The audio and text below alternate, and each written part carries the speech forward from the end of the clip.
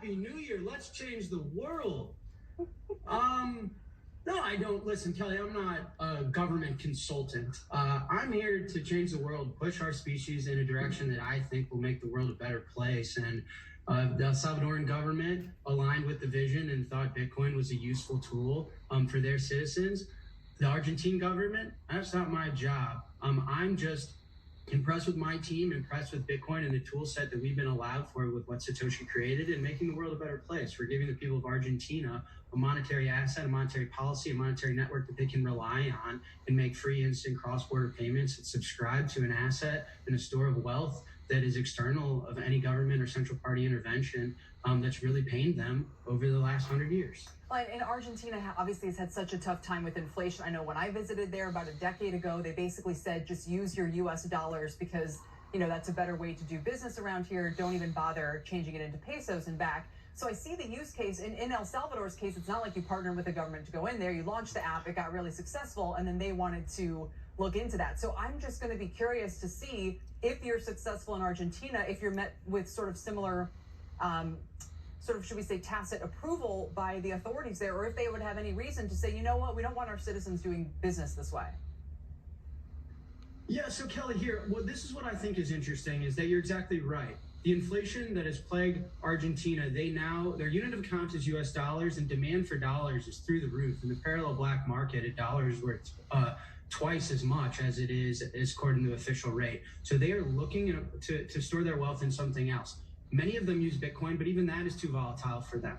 However, their ability to make payments, Kelly, this is a cash economy. People buy houses with cash. They're not even allowed to use payment networks that are denominated in dollars. The Visa network that operates on US dollars does not work in Argentina. It is banned.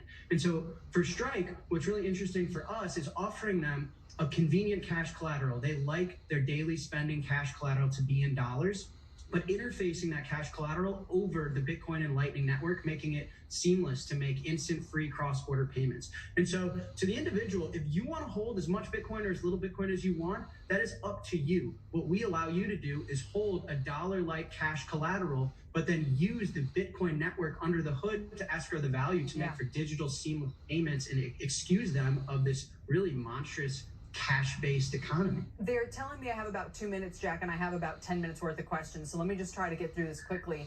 Is Venezuela next for you?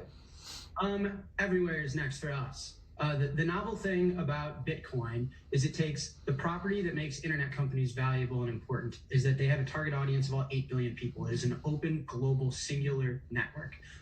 The good thing about Strike is that we get to sell them money, not advertising. We're delivering one of the most viral products in human history, and that's money. It's akin to like water, to live a high quality of life. And so the combination of that, we get to try and sell money to all 8 billion people, a better financial and superior financial experience. So I'm on a mission to deliver this to everyone that has a pulse on this planet. Let me bring this back to those in the US who are wondering about the value of their crypto, Jack. Not that Strike is here to make a prediction on Bitcoin, but it is in Bitcoin network is inherent to the product. So where do you think the price of Bitcoin is going from here, and how much does it matter? Up is where I think it's going. Listen, Kelly, when the monetary policy, the supply, the issuance of the asset is known, the only missing variable is demand. And people are in high demand. The Federal Reserve has perverted risk tolerance across all assets, and the savings account has been robbed of the everyday person. They have to store their value in something else. Housing is not going to have every 4 years. There's not a fixed supply on any precious metal, any security, any equity.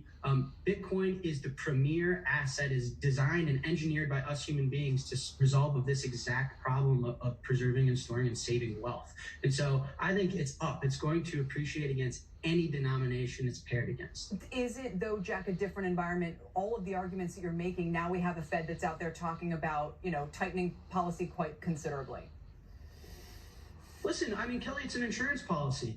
The Fed and our government said a lot of things that were lies. What do you want to do? You want to start trusting them now? No chance. And it's really quite ridiculous. The Federal Reserve has perverted risk tolerance across all assets. No one knows the cost of anything, and it's really jeopardized the middle and lower class in particular. And now you have venture capitalists raising billions of dollars and advocating that people store their savings and their kids' college tuition in cartoon drawings of deranged apes called NFTs. It's an absolute madhouse. It's disgusting. And Bitcoin is the signal. Bitcoin is the peace. Bitcoin is the future. It's the only monetary policy that's defended within a truly distributed network that we can rely on.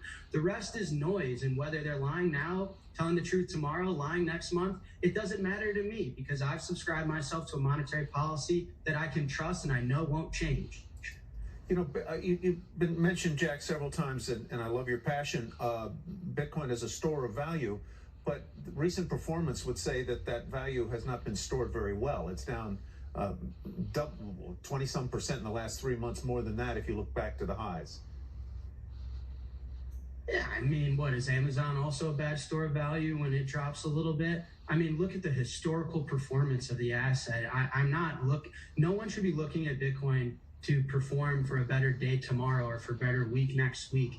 It is a savings vehicle as an asset class. It is a place that you can preserve and store wealth across generations and across time and across space, period. And there's no asset that's better performed. Listen, for something to go from being invented 10 years ago, 13 years ago, to being where it is today, that implies volatility, traditionally to the upside. But I mean, human beings, back markets, human beings are emotional. Bitcoin is, right, as far as monetary property and characteristics of the system, the most sound financial tool we've ever seen in our species as human beings. All right. What a good place to end it. Jack Mallers, thanks very much. Up next, fighting for truth, justice, and ESG.